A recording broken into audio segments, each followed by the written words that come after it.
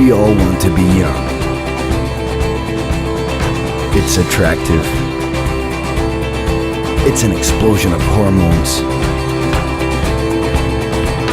It's sexy. Healthy. Don't take drugs! Don't take drugs! Well, maybe not. But there's more. Young people represent new languages and behaviors, and they're directly influencing consumer habits. They're positioned at the top of the influence pyramid and are aspirational to those younger than them and inspirational to the older. Today's young generation, known as Generation Y, G, we, globalists, digital youth, millennials, whatever, is the largest in absolute numbers on a global perspective. And they have crazy buying power when compared to their parents when they were young. It's funny because this important role of the youth today has its roots precisely in the baby boomer generation. They were born in the post-World War II, in the 40s and 50s. Insecure and impatient, they pushed for big changes.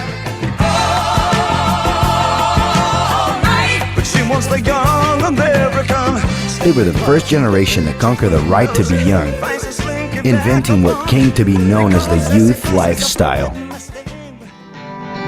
If your time to you is worth saving, then you better start swimming or you'll sink like a stone, for the times they are a-changing.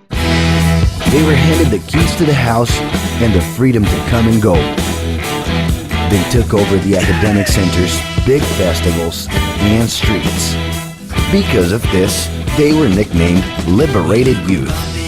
From the outside, it seemed they were a little nutty, but the talk of peace, love, free sex, and flower power stayed influencing behavior till today. And actually, all of that must have been pretty fun. And speaking of fun, we can't forget about Generation X. Born in the 60s and 70s, they enjoyed the rights conquered by the baby boomers, living a guilt-free search for pleasure. Life moves pretty fast. If you don't stop and look around once in a while, you could miss it. Uneasy and enthusiastic, they pushed for new major changes. Inside their houses, they're the bosses of their bedrooms and have taken control of their individualities.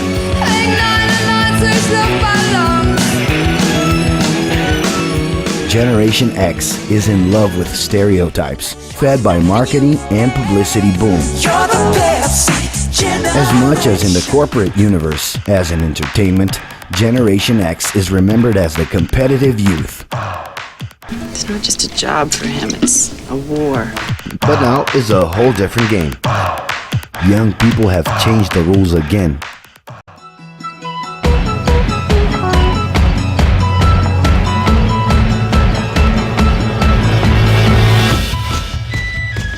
Known as the first global youth, millennials not only have the keys to their house and their domain, they have also taken over the world. Yeah, full access to it. Steered by the internet, their identities are transcending the place they're from.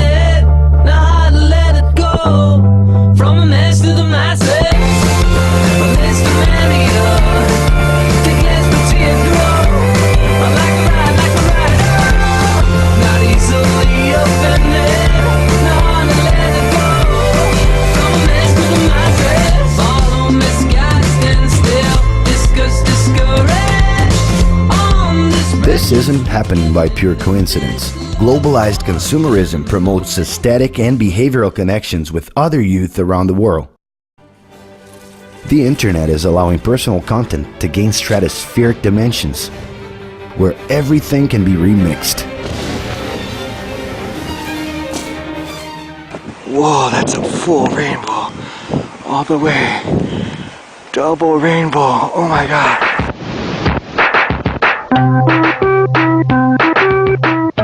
Over just a few days, content can turn into various global internet memes. Double rainbow all the way across the sky.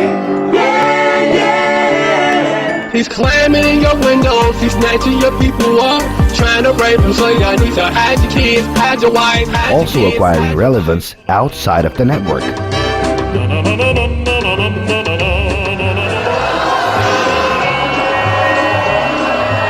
Obviously, all of this has consequences. The excess of information and possibilities is causing this young generation to have general chronic anxiety. It's getting more and more necessary for them to choose the right filters to organize their experiences with all of that content and people in their lives. The fear of being overwhelmed and lost among the crowd forces them to use hyperbolic languages to express themselves. I am like so in love with Twilight. Leave Britney alone! It's not always easy to understand what millennials are saying. That's because they've developed a non-linear way of thinking that exactly reflects the language of the internet, where an infinity of subjects can be followed at the same time. For these millennials, it is natural to start out with something and end up in somewhere else. But do not panic. It's organic. Today, it's cool to know and be various things at the same time. It's a lot different than in the 80s when young people had radical vision about the power of groups. You were one thing or another. In the 90s, the power of the tribes was no longer such a cool thing to be associated with. Some started calling themselves normal in order to pass through the different groups. Today, being normal has become boring. And in spite of neutralizing differences, it is cool to express them. All the single ladies, all the single ladies, all the single ladies, all the single ladies, all the single ladies, all the single ladies, all the single ladies. It is possible to be a surfer, DJ, rocker, nerd, cinephile, designer at the same time. We're talking about the most plural youth generation in history. It is a plurality which guarantees that the young can simultaneously recognize themselves even with their personal differences. Their new extended social network has resulted in a bigger number of short-term style personal relationships. It is also visible in their work, in which traditional career plans and hierarchical systems are losing strength. More and more, they want to unite work with pleasure. But that's not so they can achieve a hedonistic lifestyle. Pleasure comes in pre-programmed breaks. Young millennials are pragmatic. They're also more realistic. Their big idols aren't the most idealized figures, but instead are common people who realize small possible dreams that aren't utopic.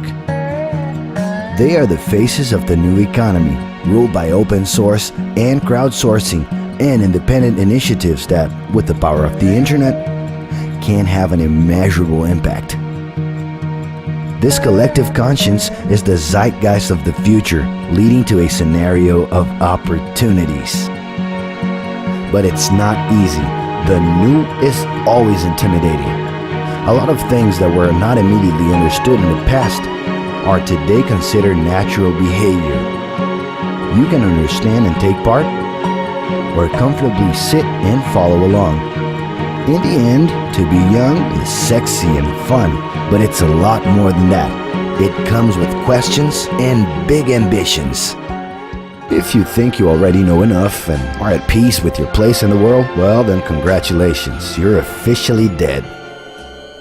More than ever before, in order to understand the world, it is necessary to understand these youths, who are the catalysts to big changes. And there's an added bonus. To understand the evolution of the world is a search that could keep us young forever.